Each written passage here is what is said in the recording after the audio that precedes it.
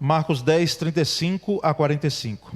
Tem um material na tela, mas embora vamos ler o texto não como pretexto, em hipótese alguma, mas vamos destacar aspectos que estão relacionados ao texto, e você pode manter a sua Bíblia aberta, por favor.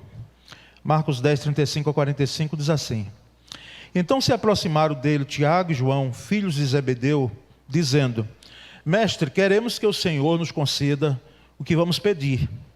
E Jesus lhes perguntou: O que querem que eu lhes faça? Eles responderam: Permite-nos que na sua glória nos assentemos um à sua direita e o outro à sua esquerda. Mas Jesus lhes disse: Vocês não sabem o que estão pedindo. Será que podem beber o cálice que eu bebo, ou receber o batismo com que eu sou batizado? Eles responderam: Podemos. Então Jesus lhes disse: Vocês beberão o cálice que eu bebo e receberão o batismo com que eu sou batizado. Quanto a sentar-se à minha direita ou à minha esquerda, não me compete concedê-lo, pois é para aqueles a quem está preparado. Quando os outros 10 discípulos ouviram isso, começaram a ficar indignados com Tiago e João.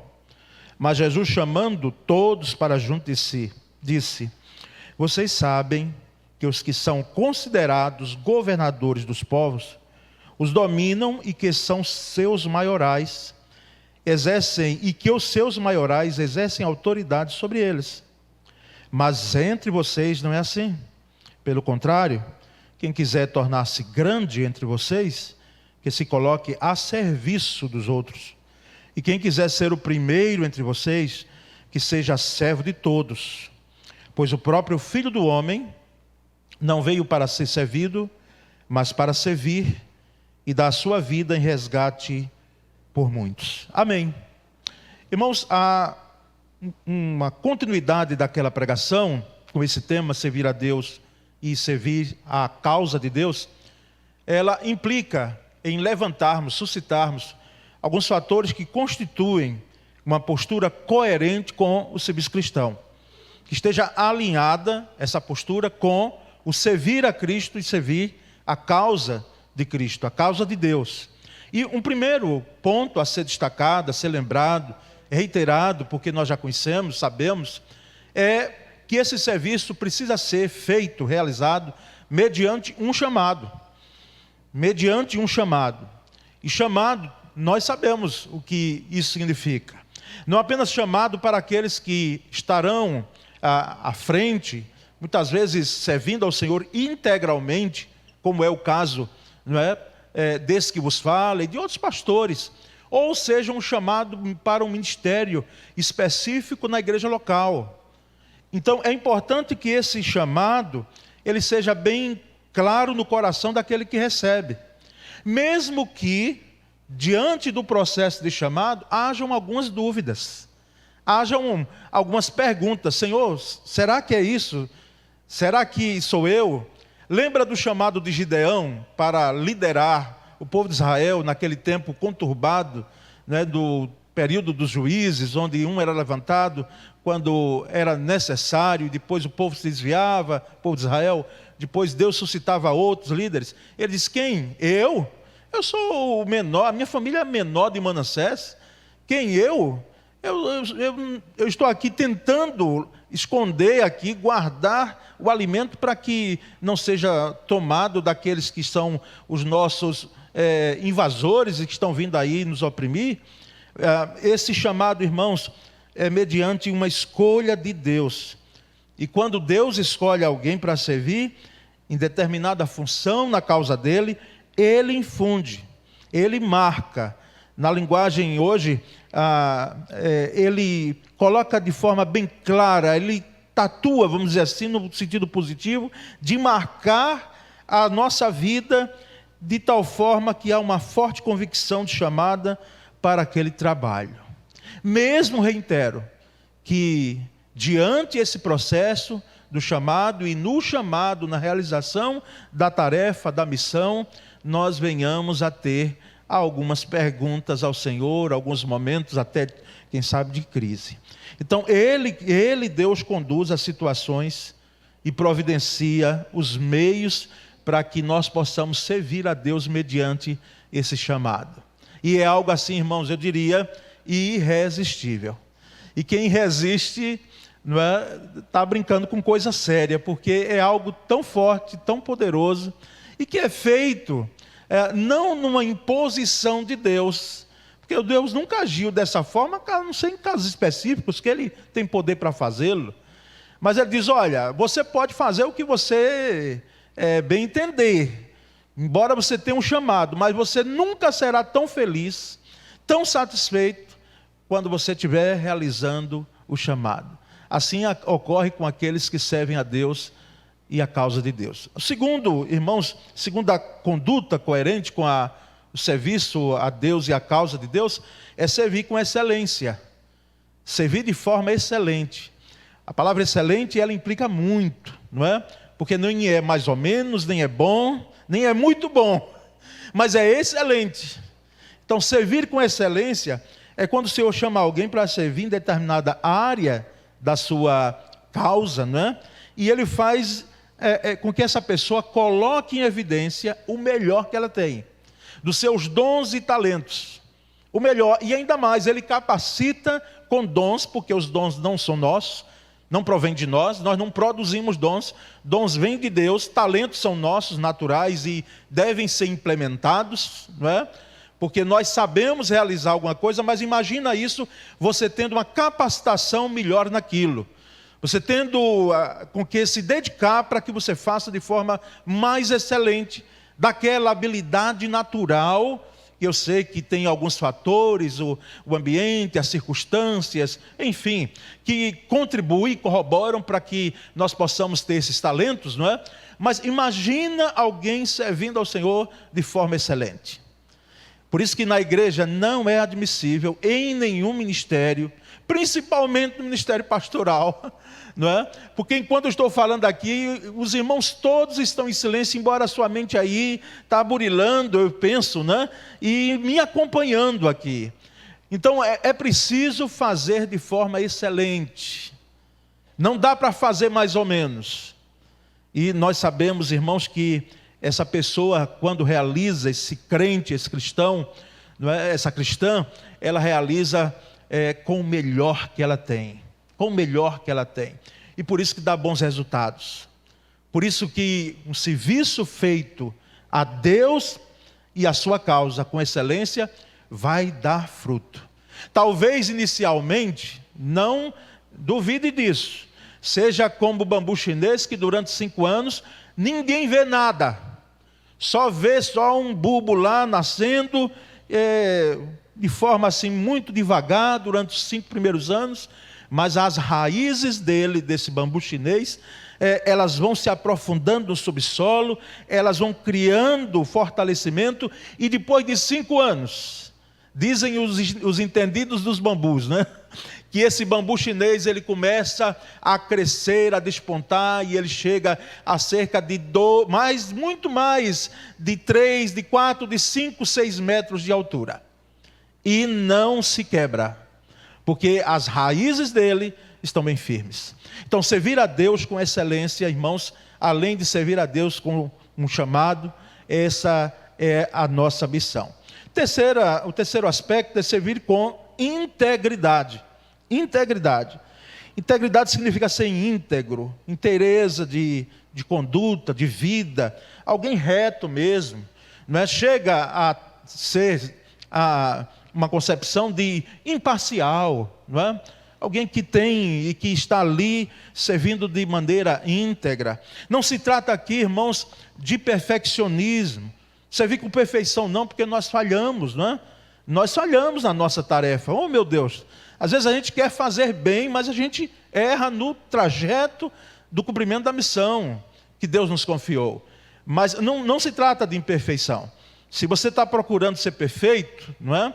O perfeccionismo não existe, você vai ter muita dor de cabeça com você mesmo. E até com a igreja, porque tem gente atrás de igreja perfeita, de pastor perfeito, de diácono perfeito, diaconisa perfeita, de líder perfeito, de marido perfeito, de esposa, enfim, de filho perfeito, e nós não temos.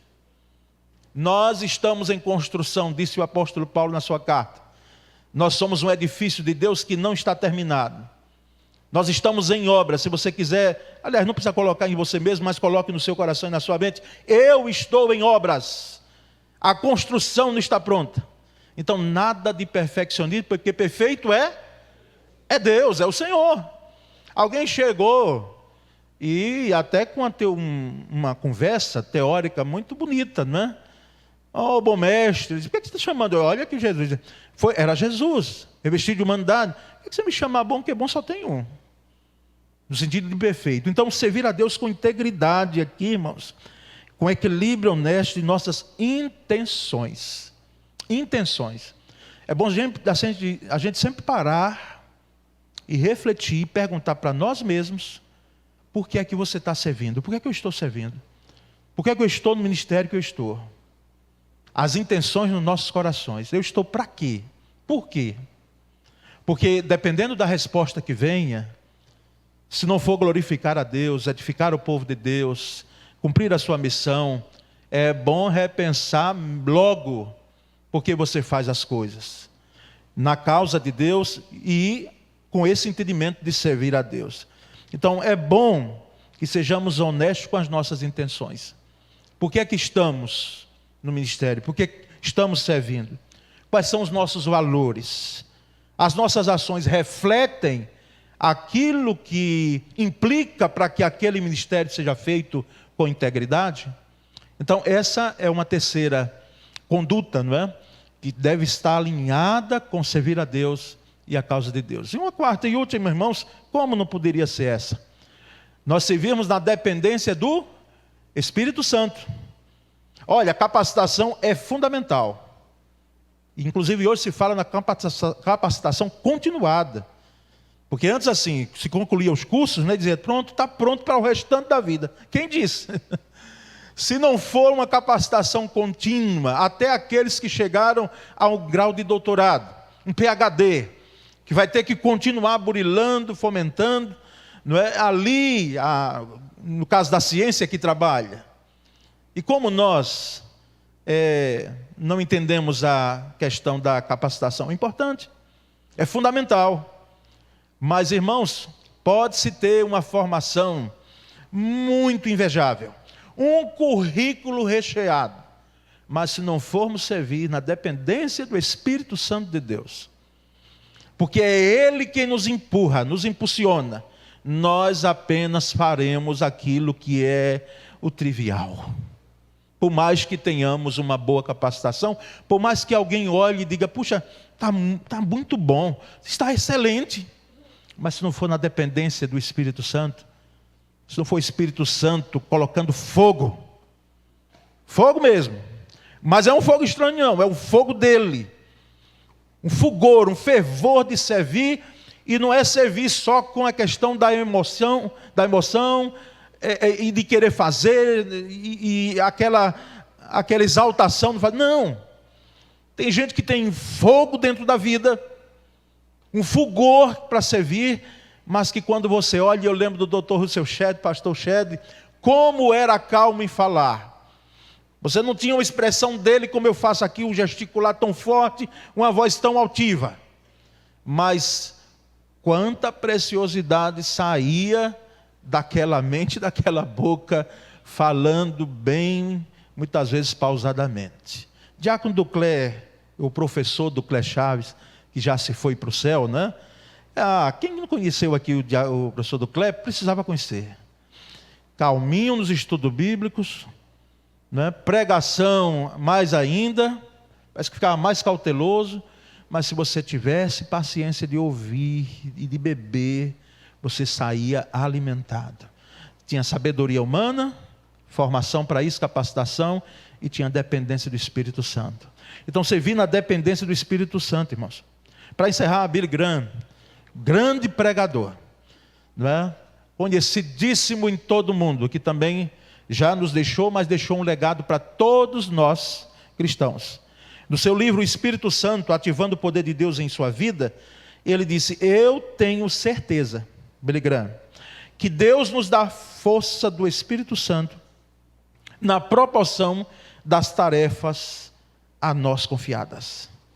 Quando Deus nos incumbe, preste bem atenção a isso, quando Deus nos incumbe de algo, Ele também dá o poder para realizá-lo. Deus dá o poder para realizá-lo. Então, meus irmãos, considerações finais diante dessa palavra. Primeiro, Deus coloca pessoas em determinados postos ou função, querendo o progresso da causa e do reino, porque sabe das suas aptidões para tal. Deus coloca você sabendo muito bem o que você vai fazer e quem você é. Segundo e último, tenhamos cuidado para que as nossas intenções, olha elas aqui de novo, as nossas ações na causa de Deus, não venham a causar indignações e sérias dificuldades ao desempenho do trabalho do reino.